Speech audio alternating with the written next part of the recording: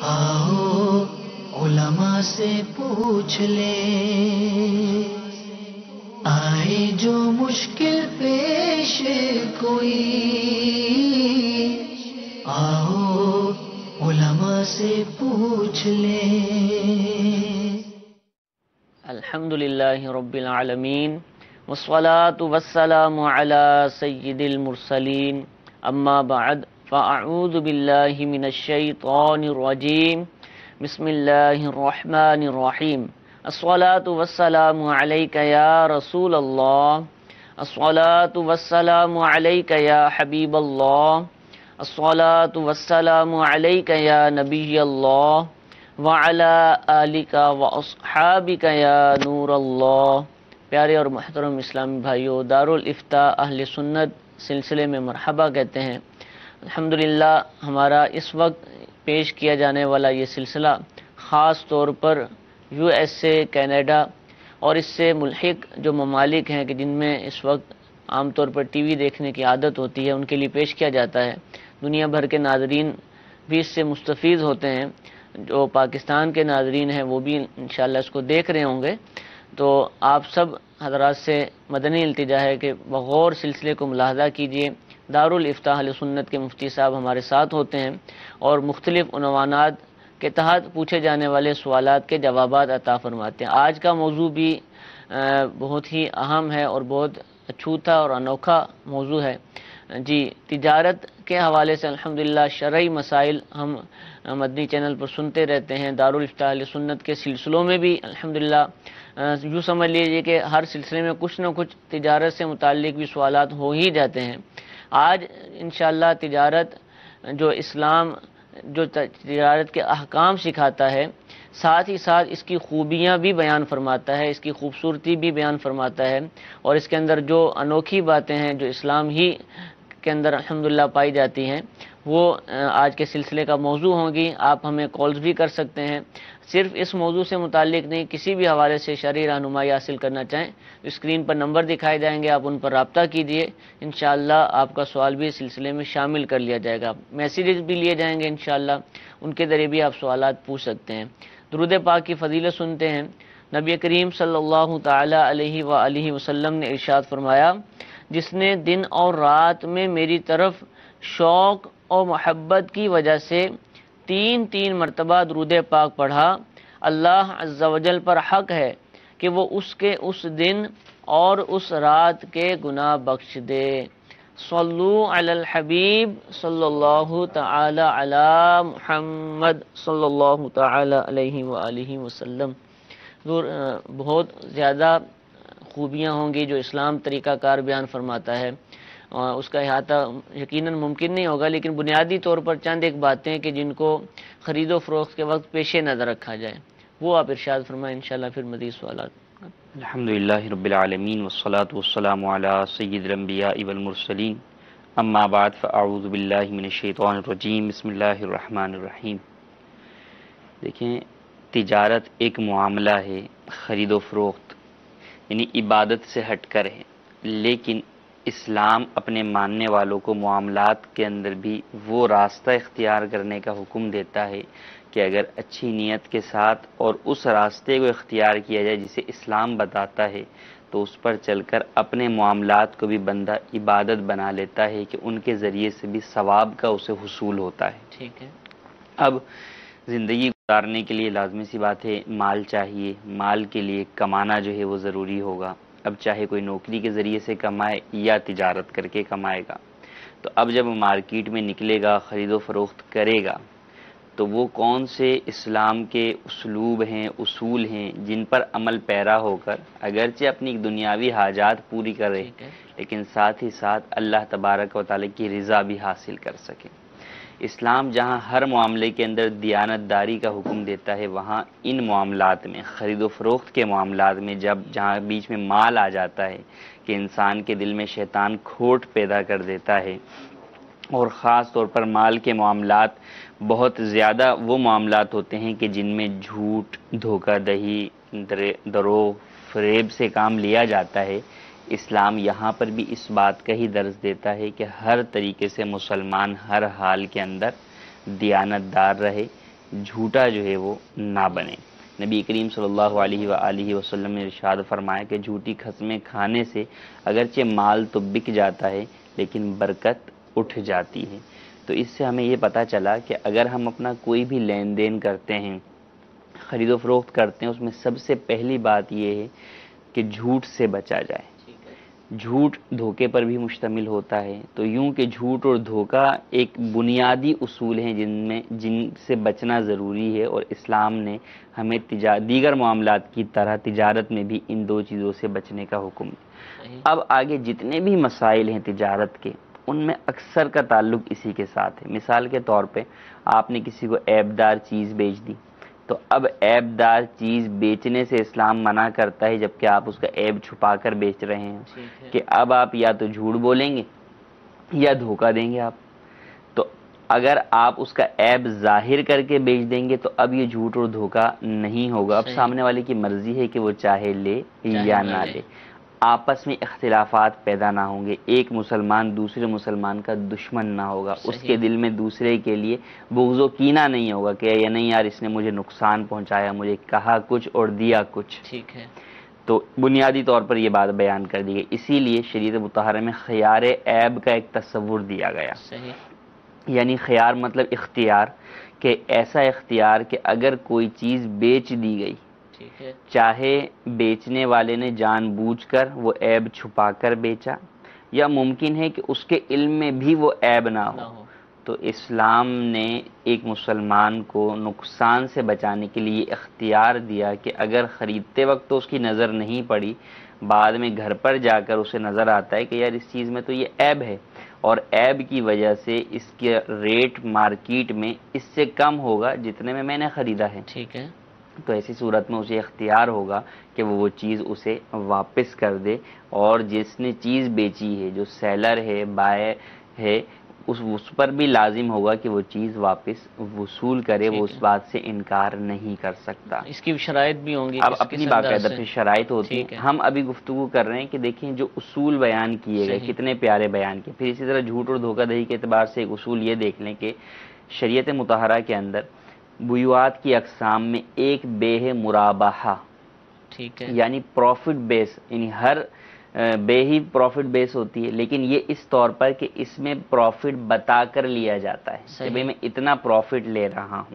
ٹھیک ہے، ایک کہلاتی ہے بے تولیہ، جو کہ پروفٹ کے بغیر ہوتی ہے، جتنی کہ مجھے پڑی ہے اس کاسٹ پر ہی میں آپ کو بیچ رہا ہوں۔ ٹھیک ہے، اور ایک ہوتی ہے کہ نقصان والی بے ودیعہ کہلاتی ہے، کہ آپ کو جتنے میں پڑی آپ اس سے بھی لاس کر کے جو ہے وہ بیچتے ہیں۔ بے مرابحہ اور تولیہ کے اندر بھی یہی کہا گیا کہ جھوٹ نہ ہو۔ صحیح، اگر آپ نے مثال کے طور پہ اسے یہ کہا کہ بھئی میں نے یہ چیز 10 کی خریدی ہے اور آپ کو 15 کی بیچ رہا ہوں، لیکن حالانکہ آپ نے اس کو 10 کی خریدی ہی نہیں ہے، آپ نے 8 روپے کی خریدی ہے، تو اب یہ آپ کا جھوٹ جو ہے وہ اس بے کو ناجائز کر دے گا، اور لازم ہوگا کہ آپ اس کو ریورس جو ہے وہ کریں، اس کو بالکل یہ حق حاصل ہوگا۔ اسی طرح تولیہ میں آپ کا بے تولیہ کی ہم بات کریں کہ کہا گیا ہے کہ بھئی جتنے کی چیز ہے میں اتنے کی ہی آپ کو بیچ رہا ہوں، میں اس میں کوئی نفع نہیں لے رہا۔ عموماً ہمارے ہاں یہ جملہ کہا جاتا ہے کہ نہیں بھئی میں تو نفع کے بغیر جو ہے وہ آپ کو بیچ رہا ہوں، تو یہاں بھی اسلام نے جھوٹ سے منع کیا، دھوکہ دینے سے منع کیا گیا۔ تو یہ چیزیں، اسی طرح ایک بڑا خوبصورت خیار ہے جسے خیار شرط کہا جاتا ہے، کہ کوئی شخص ہے اس کو وہ مال پسند تو آتا ہے، اب وہ اسے بیچنا چاہتا ہے، لیکن اسے ڈاؤٹ فل ہے کہ یار اس کی قیمت اتنی بنتی بھی ہے یا نہیں بنتی، بیچنے والے کے لیے بھی اور خریدار کے لیے بھی۔ کوئی گاہک تو آ گیا، اب وہ اسے اس کنڈیشن پر بیچتا ہے کہ یار یہ میں بیچ تو رہا ہوں آپ کو، لیکن مجھے اختیار ہے، ٹھیک ہے، 3 دن کا اختیار فقہ حنفی کے اندر موجود ہے کہ 3 دن کا اختیار خریدار بھی رکھ سکتا ہے اور بیچنے والا بھی رکھ سکتا ہے۔ تو اب اگر اس دوران ان کو سمجھ یہ آیا کہ نہیں یار یہ چیز مہنگی ہے، تو وہ اس چیز کو کینسل کر سکتے ہیں، اور اگر یہ وقت پورا ہو جاتا ہے یا جس نے اختیار لیا تھا اس کی جانب سے اوکے ہو جاتا ہے کسی بھی ذریعے سے کہ بھئی میری طرف سے یہ بے ڈن ہے، فائنل ہے، تو ایسی صورت کے اندر وہ بے تام ہو جاتی ہے اور اختیار ختم ہو جاتا ہے۔ تو یہاں بھی ایک مسلمان کو نقصان سے بچانا مقصود ہے۔ بس اوقات تو ایسا ہوتا ہے کہ مارکیٹ کے اندر آپ کو چیز سمجھ آ گئی، اب آپ تو خریداری کے لیے بزید ہیں، لیکن جو بیچنے والا ہے اسے یہی نہیں پتا اس کے ریٹ کیا ہیں. صحیح. تو اب اگر وہ خیار شرط کے ساتھ آپ سے بے کر لے تو بھی جو ہے وہ بات ہو سکتی ہے، بلکہ ریٹ پتہ نہیں ہوں گے تو پھر خیار شرط کے ساتھ بے نہیں ہو سکے گی، کیونکہ پھر تو وہ بے مجہول ہو جائے گی. مثال کے طور بیچنی ہے یا نہیں بیچنی، یہ بھی ایک بات ہو سکتی ہے کہ دکان کے اوپر کسی اور کی جگہ پر کوئی شخص بیٹھا ہوا ہے، اسے سارے اختیارات تو ہیں، بیچنے کے لیے اجازت ہے، لیکن اب یہ چیز بیچنی ہے یا بک چکی ہے، اس طرح کا کچھ کنفیوژن ہو سکتی ہے، تو وہاں پر خیار شرط لیا جا سکتا ہے. یہ خریدنے والا بھی رکھ سکتا ہے، خریدنے والا بھی رکھ سکتا ہے کہ بھئی خریدنے والا آیا، اسے جو ہے وہ چیز سمجھ آ گئی. اب ایسا ہوتا ہے بس اوقات کے کوئی چیز آپ گھر کے لیے لے کر جا رہے ہیں، پتہ لگ گھر میں جو ہے وہ چیز آپ کو سوٹ ہی جو ہے وہ نہیں کرے گی، وہاں پر فٹ نہیں ہوگی یا اتنی جگہ نہیں ہے، صحیح. تو آپ خیار کے طور پر جو ہے وہ لے سکتے ہیں کہ بھئی دیکھ میں آپ سے سودا تو ڈن کر کے جا رہا ہوں اور اس کا ناپ لے کر جا رہا ہوں، اگر مجھے جو ہے وہ خیار ہے میں چیک کر لیتا ہوں، اگر ہوگا تو میں آپ کو اوکے کر دوں گا، نہیں ہوگا تو میں یہ کینسل جو ہے وہ کر دوں گا. تو اس طرح ایک دوسرے کو نقصان سے بچانا، ٹھیک ہے، یہ بہت بڑا ایک اور یہ ساری آفیشیل اجازتیں ہیں، تمام آفیشیل اجازت انکار نہیں کر سکتا، انکار نہیں کر سکتا، اور یہ ہیں ہی نہیں بنیادوں کے اوپر، باہمی رضامندی کے اوپر ساری چیزیں عام طور پر دکانوں پر، ایک مثال دے رہا ہوں، لکھا ہوتا ہے خریدا ہوا مال واپس نہیں ہوگا، لیکن اگر ہم اسلامی اصولوں کے مطابق خرید و فروخت کرتے ہیں اور یہ چیزیں بھی شامل کر لیتے ہیں کانٹریکٹ کے اندر، تو پھر یہ جملے کارآمد نہیں ہوں گے. جی بالکل کارآمد نہیں، یعنی اگر یہ لکھا ہوا بھی ہو اور اب آپ نے کوئی عیب والی چیز بھیج دی، اب آپ بولے میں واپس نہیں کروں گا، تو وہ نہیں، آپ کو واپس کرنا ہی پڑے گا، کیونکہ وہ عیب آپ کے مال میں بوقت خرید و فروخت موجود تھا. تو یہ یعنی خوبصورتی ہے اسلام کی کہ تجارت کے معاملات میں دونوں کا خیال رکھا گیا. پھر یہ بھی کہا گیا کہ دیکھیں مثال عیب پایا گیا تھا، اب عیب ایک وہ تھا جو کہ خریدتے بیچتے وقت پایا گیا تھا، ایک عیب بعد میں پایا گیا. صحیح. اب کیا کریں؟ اب اگر ٹوٹل واپس کریں گے تو لازمی سی بات ہے دکاندار کا نقصان ہوگا کہ اس کے پاس ایک عیب کی وجہ سے قیمت جو ہے وہ 10 روپے کم ہوئی تھی، 2 عیب کی وجہ سے 20 روپے قیمت کم ہو گئی، تو اسے نقصان ہوگا. تو فرمایا کہ یہاں پہ اگر وہ باہمی رضامندی سے خود اپنی خوشی سے لینا چاہتا ہے ڈبل عیب والا کپڑا تو لے سکتا ہے، ورنہ پھر ایسی صورت کے اندر قیمت کے اندر کمی کی جائے گی اس عیب کی وجہ سے جو عیب دکاندار کے پاس موجود تھا. تو یہ مختلف عقود ہیں اور مختلف جو ہے وہ اختیارات ہیں، خیار ہیں جو کہ اسلام کی بیوعات کے اندر پائے جاتے ہیں، کہ جن کے ذریعے سے مقصود یہ ہے کہ ایک دوسرے کا نقصان نہ ہو اور باہمی رضامندی کے ساتھ اور جائز طریقوں سے ایک دوسرے کی بھلائی اور خیرخواہی کرتے ہوئے دنیاوی معاملات بھی سر انجام پائے جائیں. اسی طرح ایک خیار اگر آپ اس کی بتاؤ، خیار رویت بھی ہوتا ہے. بالکل خیار رویت کیا چیز ہے، اور فی زمانہ خیار رویت آپ سمجھیں شاید پہلے اتنا عام نہیں ہوگا جتنا آج عام ہوگا. آپ کہیں گے کیسے؟ اس طریقے سے کہ خیار رویت ہوتا ہے کہ آپ نے کوئی چیز تو خرید لی لیکن دیکھی نہیں. ٹھیک ہے. مثال کے طور پہ کسی اور ملک میں یا شہر کے اندر کسی کے پاس مال موجود ہے، آپ نے فون پر جو ہے وہ سودا ڈن کیا کہ بھئی یہ چیز ہے، سب کچھ ہے. اب جب وہ چیز آپ کے سامنے آئی تو آپ نے دیکھا نہیں یار یہ تو ویسی ہے ہی نہیں. ٹھیک ہے. یا یہ مجھے پکچر دیکھ کے لوگ چیز خریدتے ہیں، ایڈورٹائز دیکھتے ہیں، لیکن جب اصل چیز ہاتھ میں آتی ہے تو کچھ اور ہی چیز ہے. تو اب اس کو خیار رویت حاصل ہے کہ وہ اس چیز کو منع کر سکتا ہے کہ میں یہ نہیں لے رہا، جبکہ وہ اس معیار پر نہ ہو یا اس کی مرضی پر ہے کہ وہ اگر اس کو جو ہے وہ یہ پسند نہیں آتی تو یہ انکار کر سکتا ہے. اب اس میں پھر چند چیزیں میں تبدیلی آئے گی کہ بعض جگہوں پر ڈیلیوری کے چارجز کا معاملہ آ جاتا ہے، ان میں تفصیل پھر آئے گی. میں کہہ رہا تھا کہ فی زمانہ بہت زیادہ یہ ہو گیا، اور اس کی صورت یہ ہے کہ آن لائن ٹریڈنگ کا جو ہے وہ دور ہے. اب وہی بات آپ کی کہ تصویر کے اندر تو بڑی چیز خوبصورت نظر آ رہی ہے، ایڈورٹائزمنٹ میں نظر آ رہی ہے، لیکن جب وہ سامنے آئی تو وہ اس کا تو حلیہ ہی کچھ اور جو ہے وہ بدلا ہوا ہے، وہ چیز ہی کچھ اور ہے جس کو ایک انسان جو ہے پسند ہی نہیں کرتا. تو آن لائن ٹریڈنگ کا جس قدر فی زمانہ رواج ہے اس میں خیار رویت حاصل ہوگا. اگرچہ آپ کہیں کہ جناب آپ دیکھنے کی بات کر رہے ہیں اور پکچر تو دیکھ لی تھی، تو پکچر کی وجہ سے خیار رویت ساقط نہیں ہوگا. بہرحال جب فزیکل وہ چیز سامنے آئے گی، چاہے آپ دیکھیں یا آپ کی جانب سے کوئی نمائندہ دیکھے، اس کے بعد ہی یہ کہا جا سکے گا کہ یہ خیار رویت ساقط ہوا ہے، اس سے پہلے خیار حاصل ہے. ٹھیک ہے. جزاک اللہ. کالز بھی ہمارے پاس آنا شروع ہو چکی ہیں، پہلی کال سلسلے میں شامل کرتے ہیں. جی چلائیے. بزنس ہے ہمارا، ایک سکول کا ہے نا، سکول کہ ہم اس میں کچھ انویسٹمنٹ کرنا چاہ رہے ہیں، کسی کو دوسرے کو یعنی کہ حصے دار بنانا چاہ رہے ہیں. زمین ہے میرے پاس اور اس کی بلڈنگ کے لیے انویسٹمنٹ کسی اور سے کروانا چاہ رہے ہیں. تو آیا کہ کس انداز میں یہ جائز ہوگا؟ جیسے فرض کریں کہ ان سے ہم 20 لاکھ روپیہ لیتے ہیں، کیا ہم اس کے ساتھ یہ طے کر سکتے ہیں کہ یہ 20 لاکھ کی آپ کی زمین ہے اور اس 20 لاکھ کی جو زمین ہے اس کا ہم آپ کو رینٹ دیں گے 20,000 ماہانہ؟ تو اس انداز میں آپ کیا فرماتے ہیں کہ یہ ہم اس کے ساتھ طے کر سکتے ہیں؟ جی حضور، اسکول بنانا چاہتے ہیں. دیکھیں، ایک شخص کی زمین ہے اور دوسرا اس کے اوپر تعمیرات کرنا چاہے تو اس کی اجازت سے تعمیرات کر تو سکتا ہے. اب اس کے بعد اس تعمیرات کو کرائے پر بھی دیا جا سکتا ہے ٹھیک ہے. اور مالک زمین کو بھی کرائے پر دیا جا سکتا ہے. لیکن اب یہ زمین کب تک اس کے اوپر یہ عمارت جو ہے وہ قائم رہے گی، اس عمارت کو بعد میں کن پیسوں پر کون خریدے گا یا کون زمین خریدے گا، یا جب تقسیم کے وراثت کا معاملہ آئے گا تو پھر اس کی کیا صورتحال ہوگی، یہ تھوڑا سا پیچیدہ مسائل ہو جاتے ہیں. مثلا عمارت تعمیر تو کر لی، اب 4 سال کے بعد یہ اسے کہتا ہے کہ مالک زمین کی عمارت مجھے بیچ دو، وہ کہتا ہے میں تو نہیں بیچوں گا اسے آپ کو. یا یہ کہتا ہے کہ اس کو جس قیمت پہ تم نے بنایا تھا اس پر بیچو، وہ کہے گا نہیں، جو آج مارکیٹ ویلیو ہے میں اس حساب سے بیچتا ہوں. اب معاملات جو ہے وہ کلیش ہو جائیں گے، اختلافات ہو جائیں گے. اب کیا ہوگا؟ اب مالک زمین کو یہ حق حاصل ہوگا کہ وہ اس کی عمارت کو اکھاڑنے کا حکم دے دے کہ بھائی ٹھیک ہے آپ اپنی عمارت یہاں سے اکھاڑ کر لے جائیں. اور اس میں سامنے والا راضی نہیں ہوگا. اور اگر آپ پہلے ہی یہ بات بول دیں کہ بھئی آپ بنا تو رہے ہو اور میں اس کا آپ کو کرایہ بھی دوں گا، لیکن یہ بات یاد رکھو کہ میں جب دل چاہے اکھڑوا دوں گا اس کو، تو پھر آپ پوچھ لیجئے گا کہ سامنے والا کتنا عمارت بنانے کے اوپر راضی ہوتا ہے. لازمی سی بات ہے، ایک بڑی انویسٹمنٹ ہے، پرانے زمانے کی نہیں ہے کہ آپ نے جو ہے وہ 4 چیزیں اٹھائیں اور کسی اور جگہ پر لگا دی. تو یہ معاملات اختلافات کی طرف چلے جاتے ہیں. اس کا بہتر حل یہ ہو سکتا ہے کہ آپ آدھی زمین بیچ دیں. ٹھیک ہے. آدھی زمین یوں بیچیں کہ یوں نہیں کہ مثال کے طور پہ یہاں رائٹ سے لے کے اتنا حصہ جو ہے وہ بیچا، یوں نہیں، بلکہ اس زمین کا آدھا حصہ بطور مشاع جو ہے وہ میں نے پرسنٹیج کے اعتبار سے آپ کو بیچا، وہ خرید لے اور پھر اس کی قیمت وہ اسے ادا کر دے. صحیح. اب مثال کے طور پہ اس نے انویسٹمنٹ کرنی تھی عمارت میں 20 لاکھ روپے کی، اس نے 10 لاکھ روپے کی زمین خرید لی ان سے آدھی.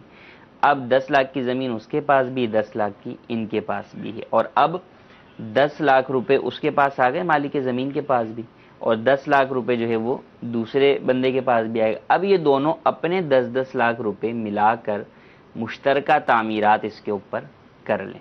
تو اب یہ ہوگا کہ زمین بھی مشترکہ ہو جائے گی اور تعمیرات بھی مشترکہ ہو جائیں گی. تو اب ایسی صورت کے اندر اس کا جو کرایہ آئے گا وہ بھی یہ دونوں آپس میں پرسنٹیج کے اعتبار سے تقسیم کر سکتے ہیں، اور آگے جب بھی اس کے معاملہ ختم ہونے کا آئے گا تو پھر وہ اکھاڑنے والی صورت باقی نہیں رہے گی، بلکہ پھر تقسیم کی صورت کی طرف جائیں گے یا پھر ٹوٹل کا ٹوٹل بیچا جائے گا. تو یہ ایک آسان حل ہے جس میں نقصان کا بعد میں یا جھگڑے کا اندیشہ کم. لیکن یہ بھی دیکھیں حضور، جب یہ انویسٹمنٹ ہو رہی ہوتی ہے نا تو اس وقت بڑی دوستی یاری ہوتی ہے اور دونوں کو ضرورت ہوتی ہے اور بڑے خوش ہوتے ہیں. لیکن اتنی بڑی انویسٹمنٹ میں جو آپ حل پیش فرما رہے ہیں شرعی طور پر تو واقعتاً ٹھیک ہی ہے، لیکن بعد میں اس میں بھی مسائل کا سامنا تو ہو سکتا ہے. اولاً یہ ہوتا ہے کہ دیکھیں ہر ایک کو جو ہے وہ بڑے باغات جو ہے وہ نظر آ رہے ہوتے ہیں، پیسہ آتا ہوا نظر آ رہا ہوتا ہے. جب لاس کی طرف جاتے ہیں یا بہت زیادہ پروفٹ کی طرف جائیں تو پھر جس کی زیادہ جو ہے وہ محنت ہوتی ہے اسے پھر دوسرے کو پیسہ دینا جو ہے وہ مشکل نظر آ جاتا ہے. جس کو زیادہ فائدہ حاصل ہو رہا ہوتا ہے وہ بھی پھر چھوڑنے پہ راضی نہیں ہوتا. تو اس لیے اولاً پہلے یہ دیکھ لیں کہ کس حد تک معاملات کو جو ہے وہ نمٹا سکتے ہیں اور آگے بھی کیا کیا معاملات ہوں گے، کن کن باتوں کے اوپر راضی ہوں گے، اور پھر اس کو باقاعدہ تحریری طور کے اوپر کوئی ایگریمنٹ بنایا جائے اور اس کی اولاً شرعی تفتیش جو ہے وہ کروا لی جائے علماء سے، مفتیان کرام سے، کہ ہم ان شرائط کی بنیاد پر یہ پارٹنرشپ کر رہے ہیں اور اس کا یہ طریقہ کار ہے، پھر اس کے بعد ہی اس چیز کی طرف بڑھیں. ٹھیک ہے، جزاک اللہ. جی ایک اور کال چلائیں. السلام علیکم ورحمۃ اللہ وبرکاتہ. وعلیکم السلام ورحمۃ اللہ وبرکاتہ. میں محمد اقبال اختاری ہند کے شہر ہلدوانی نینی تال سے عرض کر رہا تھا. دارالفتہ اہل سنت میں مفتی صاحب کی بارگاہ میں میرا سوال یہ ہے کہ میرا جو کاروبار ہے وہ مسالے کا ہے، ہلدی، دھنیا، مرچ. تو میں یہ پسا ہوا مسالہ، پسا ہوا مال کسی سے خریدتا ہوں، اور وہ جو جن سے میں خریدتا ہوں وہ یہ کہتے ہیں کہ یہ مال بڑھیا اور کسی بھی طرح کی اس میں کوئی ملاوٹ نہیں ہے، وہ اس طرح سے کہہ کے مجھے مال دیتے ہیں، اور مال میں ابھی تک کسی طرح کی کوئی شکایت بھی نہیں ہے، آگے میں دیتا ہوں۔ تو میرا اس طرح سے مال لینا ان سے پھر آگے بیچنا، یہ کیا درست ہے حضور؟ اس کے بارے میں ارشاد فرما دیجیے گا، جزاک اللہ۔ یعنی یہ بھی آگے پھر لوگوں کو بولے کہ اچھا عمدہ مال ہے، بڑھیا ہے، کیا یہ پچھلے کہنے پر یہ چل دو جائے؟ صورتیں ہیں، اگر تو اس پر اعتماد ہے اور مال میں بھی کوئی اس طرح کی ملاوٹ ظاہر نہیں ہو رہی تو یہ کہہ سکتا ہے، اور زیادہ احتیاط ہو تو یہ کہا جائے کہ بھئی میرے کو پیچھے سے جو مال ملا ہے وہ جو ہے وہ خالص کہہ کر ملا ہے۔ اچھا، پھر خالص اور عمدہ میں جو ہے وہ الفاظ میں فرق ہے، بس اوقات ممکن ہے کہ کچھ ملاوٹ کے ساتھ مال ہو لیکن وہ عمدہ کیٹیگری میں، بیسٹ کیٹیگری میں ہی شمار ہوتا ہو، تو عمدہ کہنے کی گنجائش تو موجود ہے، لیکن خالص تو پھر خالص ہوتا ہے، اس کے اندر کوئی ملاوٹ جو ہے وہ نہیں ہوتی، تو ایسی جگہوں کے اوپر آپ خالص کے بجائے آپ بیسٹ کیٹیگری یا اے کیٹیگری، اس مال کی جو کیٹیگری مارکیٹ کے اندر موجود ہے، آپ اس کیٹیگری کے نام سے بیچ سکتے ہیں۔ ٹھیک ہے جی، ایک اور کال چلائیے۔ مفتی صاحب کی بارگاہ میں یہ سوال ہے میرا کہ میں پرانے ملبے کا کام کرتا ہوں، تو اس میں بعض اوقات یہ مساجد کے ملبہ بھی یعنی کہ انتظامیہ فروخت کرتی ہے، اس کے بارے میں شرعی حکم کیا ہے؟ ارشاد فرما دیں۔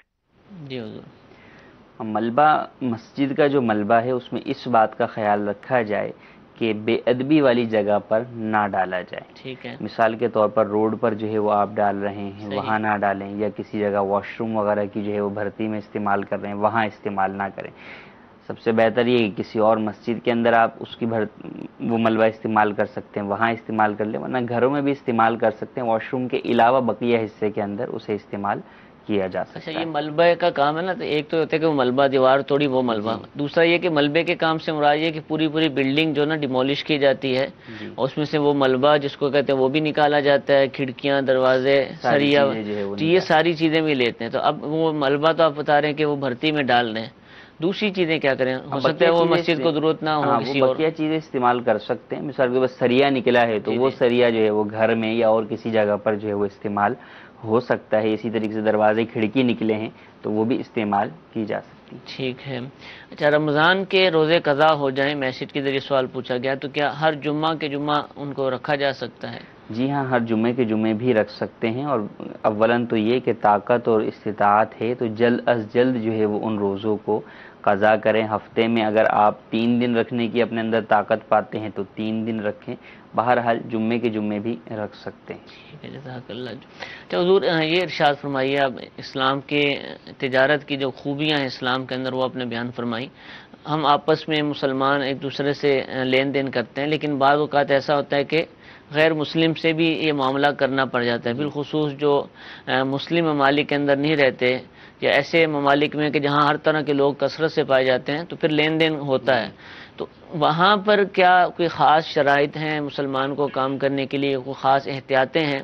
وہ کیا چیزیں ہیں کہ جن کو کوئی بھی خرید و فروخت کرنے والا، بیچنے والا وہ پیش نظر رکھ سکتا ہے؟ بعض لوگوں کے ذہن میں یہ بات آتی ہے کہ یار یہ ساری چیزیں، یہ جھوٹ سے بچنا، دھوکے سے بچنا، یہ تو مسلمانوں کے لیے ہے، غیر مسلموں کے ساتھ جو ہے وہ یہ سارے کام کرنے کی ہمیں اجازت ہے۔ تو ایسا ہرگز نہیں ہے۔ نبی کریم صلی اللہ علیہ وسلم نے فرمایا کہ جس نے دھوکہ دیا وہ ہم میں سے نہیں، اور اسلام میں دھوکہ دینا کافر کو بھی جائز نہیں ہے۔ تو لہٰذا اس بات کا خیال رکھا جائے، اور وہاں پر اس لیے اور زیادہ ضروری ہے، یعنی ویسے ہی ضروری ہے لیکن وہاں ایک ذمہ داری آپ پر یہ آ جاتی ہے کہ آپ اسلام کے نمائندہ بن کر اس ملک میں رہ رہے ہوتے ہیں، کیونکہ آپ کا نام مسلمان کے نام سے جانا پہچانا جاتا ہے۔ اب اگر آپ کوئی ایسا کام کریں گے تو ممکن ہے کہ آپ کے فعل کی وجہ سے آپ کے دین اسلام کے اوپر انگلی کافر اٹھائیں، غیر مسلم انگلی اٹھائیں کہ یار تمہارا دین تمہیں کیا یہ سکھاتا ہے کہ تم دھوکہ دو، تمہارا دین کیا تمہیں یہ سکھاتا ہے کہ تم جھوٹ بولو۔ تو وہاں پر تو ہم پر بطور مسلمان یہ ذمہ داری اور زیادہ بڑھ جاتی ہے کہ ہم اپنے دین اسلام کی وہ تصویر پیش کریں کہ جسے دیکھ کر غیر مسلم اسلام قبول کر لیں، اسلام کے حسن کو دیکھ کر اسلام کی خوبیوں کو دیکھ کر، تجارت کے معاملات کے اندر بھی اسلام کی دیانتداری کو، سچائی کو دیکھ کر غیر مسلم اسلام کے قریب ہوں، تو ہمیں یہ طریقہ اختیار کرنا چاہیے. تو ان کے ساتھ بھی لین دین کے اندر بھی اس بات کا لازمی طور پر خیال رکھا جائے کہ جھوٹ اور دھوکہ دہی سے مکمل طور پر بچا جائے، اور یہ بچنا ضروری ہے. ٹھیک ہے جی، ایک اور کال چلائیے. حبیب محمد شعیب اتاری، حیدرآباد دکن سے عرض کر رہا ہوں. تصویر، جاندار کی تصویر وغیرہ پرنٹ کر کے بیچنا کیسا؟ ہمارا کام پرنٹنگ کا ہے، تو اس میں پرنٹ کر کے سائن بورڈز وغیرہ بنتے، تو یہ بیچنا جائز ہے یا ناجائز ہے؟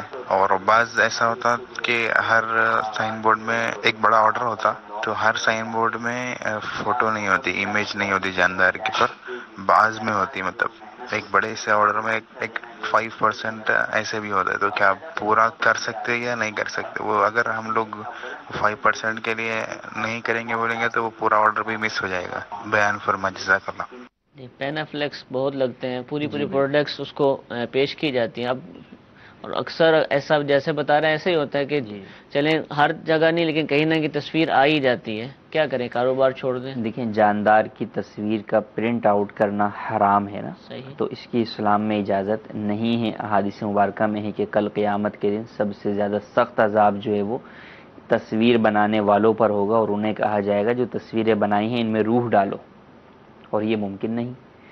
تو اب تصاویر کا جو بھی طریقہ کار ہے، چاہے چھوٹی سطح پر ہو یا بڑے پیمانے کے اوپر ہو، پرنٹنگ کے اندر ہو، تصاویر جاندار کی ہوں گی تو ان کا پرنٹ آؤٹ حرام ہی ہوگا.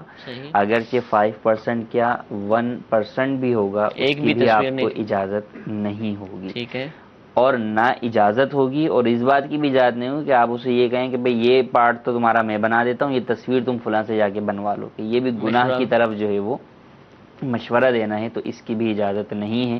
اب یہ بات کہ کاروبار چھوڑ دیں، دیکھیں ہر کاروبار میں جہاں بھی ناجائز اور حرام چیز آئے گی تو اسے چھوڑا ہی جائے گا. تو جتنا ممکن ہے اس کے اوپر عمل کریں. اب جیسے باربر کی دکان ہے، نائی کی دکان ہے، تو اب نائی کی دکان جو ہے وہ داڑھی کی شیو کے بغیر جو ہے وہ ہو، کافی مشکل نظر آتا ہے. لیکن جو کرنے والے ہوتے ہیں حکم شریعت پر عمل کرنے، انہوں نے ایسا کیا کہ باقاعدہ لکھ کر باہر لگا دیا کہ بھئی داڑھی ایک مٹھی سے کم جو ہے وہ نہیں کاٹی جائے گی، بال جو ہے وہ آپ کٹوا لیں. ان کی بھی دکانیں چلی ہیں. اور پھر جب آپ رب کی فرما برداری کر رہے ہیں تو رزق دینے والا کون ہے؟ رب ہے. رزاق کون؟ رب ہے. رب کی فرما برداری کریں گے تو کیا وہ روزی نہ دے گا آپ کو؟ روزی بالکل ملے گی. ممکن ہے کہ آزمائش کی کوئی صورت ہو کہ اللہ تبارک و تعالیٰ بندوں کو آزماتا ہے کہ کون بندہ میری راہ میں کتنی تکالیف جو ہے وہ برداشت کرتا ہے. تو ایسے وقت میں ثابت قدم رہا جائے، صبر کیا جائے، اور جو اللہ کی جانب سے مل رہا ہے اس پر شکر کیا جائے. اللہ تبارک و تعالیٰ اسی میں برکت دیتا ہے انشاءاللہ. چلو حضور، ایک اور چیز جو کہیں بھی ہم رہیں، پاکستان میں ہو کہیں بھی ہو، سیلز ٹیکس جو ہے وہ لاگو ہوتا ہے قوانین کے مطابق. اس کو بہت سارے لوگ ادا نہیں کرتے، یوں سمجھے کہ اکثریت ادا نہیں کرتی ہے. اسلام کیا اس کا حکم دیتا ہے اس کی ادائیگی کا؟ یہ کیا ہے اس کا؟ دیکھیں، جائز ٹیکسوں کی ادائیگی کی تو شریعت مطہرہ اجازت دیتی ہے. اور اب جو معاملہ اس طرف چلا جاتا ہے کہ آپ ٹیکس چوری کرتے ہیں اور پھر اس سے بچنے کے لیے کتنے گناہوں میں مبتلا ہوتے ہیں، اور لوگوں سے وصول بھی کر رہے ہوتے ہیں، لوگوں سے وصول بھی کر رہے ہیں آپ. تو اب آپ جھوٹ بولتے ہیں، دھوکہ دہی دیتے ہیں، حکومت میں یا گورنمنٹ میں اس کے شکنجے سے بچنے کے لیے آپ رشوت دیتے ہیں. تو یعنی ایک چیز آپ نے غلط کی اور اس کے بعد آپ کتنے گناہوں بھرے کاموں کے اندر پڑ جاتے ہیں.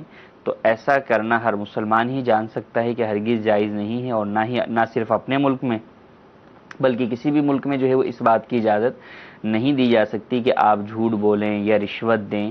تو جو بھی جس ملک میں بھی آپ رہتے ہیں وہاں کے جو بھی جائز قانون ہیں شریعت مطہرہ سے نہیں ٹکراتے، ان کو فالو کرنے میں ہی عافیت ہے، اور ان کو فالو کر کے ہی زندگی گزاری جائے. ٹھیک. اچھا حضور، اب ٹیکس کا ایک سننے میں آتا ہے کہ بہت بڑا طبقہ ادا نہیں کرتا، ٹیکس چوری ہوتی ہے. اچھا، لیکن ہم جہاں بھی جاتے ہیں، اب کھانا بھی کھانے جاتے ہیں نا، تو وہ بھی ٹیکس وصول کر رہا ہوتا ہے. اور ایک آدمی ٹیکس نہیں ادا کر رہا، اس کو پتا ہے کہ میں نے آگے دینا ہی نہیں، یا میں ابھی میرا NTN نمبر ہی نہیں بنا، میں اس میں آیا ہی نہیں ہوں، لیکن لوگوں سے وصول کرنا کیسا؟ کیا یہ اس کی خرید و فروخت سے ہٹ کر ہے؟ جیسے 10 روپے کا برگر ہے اور 2 روپے ٹیکس مثال کے طور پہ، تو کیا یہ کہا جائے گا کہ 10 روپے کا ہی مالک ہے یا 2 روپے کا بھی یہ مالک بن چکا ہے؟ کیا کہا جائے گا؟ دیکھیں اب اس میں دو چیزیں ہیں. اولاً تو یہ کہ آپ جو لوگوں سے وصول کر رہے ہیں، مثلا 10 روپے ہی کہہ کر وصول کر رہے ہیں، اگرچہ اس میں آپ کو 2 روپے دینے، لیکن آپ نے اپنی چیز کی قیمت ہی اتنی رکھی ہے تو ٹھیک ہے، اس میں تو کوئی حرج نہیں ہے. اب آگے کوئی نہیں دیتا تو وہ اس کا اپنا معاملہ ہوگا، کیونکہ کسٹمر نے جو اس کو 10 روپے دی ہیں وہ اس چیز کی قیمت دی ہے، ٹیکس نہیں دیا. جب ٹیکس اگر مینشن کر دیا جاتا ہے کہ بھئی اس چیز کی قیمت مثال کے طور پہ 100 روپے ہے اور 10 روپے اس کے اوپر ٹیکس ہے گورنمنٹ کی جانب سے، تو اب گویا کہ آپ گورنمنٹ کی جانب سے نمائندے بن کر کسٹمر سے وصول کر رہے ہیں کہ بھئی ہم یہ کسٹمر سے وصول کر کے جو ہے وہ آگے پہنچائیں گے. تو اب آپ دو طرفہ جو ہے وہ گناہگار ہوں گے. ایک وہاں ادائیگی نہ کر کے جو اس میں آپ جھوٹ یا رشوت کے معاملات میں پکڑ میں آئیں گے. دوسرا یہاں پر کسٹمر کو دھوکہ دے رہے ہیں. آپ کے کسٹمر سے تو آپ اس بات کو کہہ رہے ہیں کہ ہم نے ادا کرنا ہے اور ہم یہ آپ سے ٹیکس ہی وصول کر رہے ہیں، قیمت چیز کی جو ہے وہ الگ ہے، جبکہ صورتحال ایسی نہیں ہے. آپ دھوکہ دے رہے ہیں، جھوٹ بول رہے ہیں کہ آپ ٹیکس کی ادائیگی ہی نہیں کر رہے. تو یہ دو طرفہ گناہگار ہوگا. ٹھیک ہے، جزاک اللہ. جی ایک اور کال چلائیے. السلام علیکم ورحمۃ اللہ وبرکاتہ. وعلیکم السلام ورحمۃ اللہ وبرکاتہ. میرا سوال یہ ہے کہ میں کام کرتا ہوں کپڑے کا. اگر کوئی انسان مجھے کپڑے کا مال دیتا ہے، مجھے پتہ چل جاتا ہے کہ چوری کا ہے، تو یہ میں خرید لیتا ہوں مال پیسے دے کر، تو میرے لیے یہ حرام ہے کہ حلال ہے؟ جن کو پتہ چل جاتا ہے کہ 2 نمبر ہے، چوری کا مال پتہ ہے کہ اس جگہ پر چوری کا مال ملتا ہے، آپ کو یہ پتہ یہ شخص مجھے جو ہے وہ چوری کا مال دے رہا ہے، تو اس سے خریداری کرنا جائز نہیں ہے. بلکہ اگر آپ کو یہ اندازہ ہو رہا ہے مثال کے طور پہ کوئی موبائل ہے، قیمتی ہے، لیکن آپ کو کوئی جو ہے وہ 100 روپے میں 500 روپے میں پکڑا رہا ہے، تو اب واضح ہو رہا ہے کہ یہ اس کا جو ہے وہ چوری کے اوپر قرینہ جو ہے وہ موجود ہے. تو ایسی صورت میں اس سے خریدنا جائز نہیں ہے. اور اگر لا علمی میں بھی آپ کو یہ گمان نہیں تھا کہ یہ چوری کا موبائل ہے، آپ نے خرید لیا، بعد میں آپ کو پتہ چل گیا، تو اب بھی آپ پر لازم ہوگا کہ آپ اصل مالک تک پہنچائیں. یا اگر مالک آگے آپ سے مطالبہ کرتا ہے تو آپ کو اسے وہ چیز واپس کرنی ہو. آپ یہ نہیں کہہ سکتے نہیں کہ میں نے جس سے لیا تم اسے جا کے پکڑو. اسے بالکل پکڑا جائے گا. آپ اپنے پیسوں کے لیے رجوع اسی سے کریں گے جس نے آپ کو جو ہے وہ بیچا ہے، لیکن بہرحال وہ چیز مالک کو واپس کی جائے. ٹھیک ہے. میسج پہ سوال یہ پوچھا جا رہا ہے کہ کیا غیر مسلم سے پیسوں پر انٹرسٹ یعنی سود لیا جا سکتا ہے؟ دیکھیں انٹرسٹ تو کسی سے بھی جائز نہیں ہے، چاہے مسلمان ہو یا غیر مسلم ہو. سود تو حرام ہے.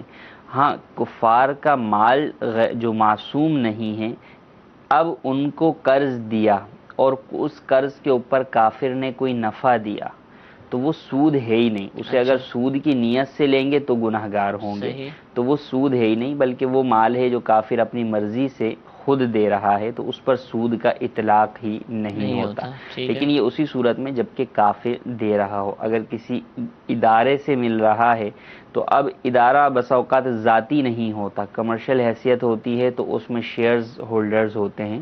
تو اگر کوئی بھی شیئر ہولڈر اس میں مسلمان ہوگا تو اب اس پر سود کا ہی اطلاق ہو جائے گا. ٹوٹل شیئرز ہولڈر اگر غیر مسلم ہیں تو پھر ایسی صورت کے اندر وہ نفع آپ کے لیے جائز ہوگا، لیکن اس نفع میں بھی اگر آپ نیت سود کی کریں گے تو اپنی نیت کی وجہ سے گناہگار ہوں گے. اور یہ پتہ چلانا مشکل ہے کہ سب شیئر ہولڈر یہ یعنی بینکوں میں یا آپ اداروں کے اندر اس بات کو اگر چیک کرنے جائیں تو یہ بہت مشکل ہے. ادارے بتاتے ہیں ایسی چیزیں. ٹھیک ہے. قسطوں پر واشنگ مشین، فریج وغیرہ لیے جا سکتے ہیں؟ ان کی خریداری لے سکتے ہیں، شرعی اعتبار سے جائز ہے. قسطوں کے اوپر چیزوں کی خریداری میں حرج نہیں. لیکن وہی بات کہ ہمارے ہاں آج کل بہت ساری ناجائز شرطیں لگا دی جاتی ہیں.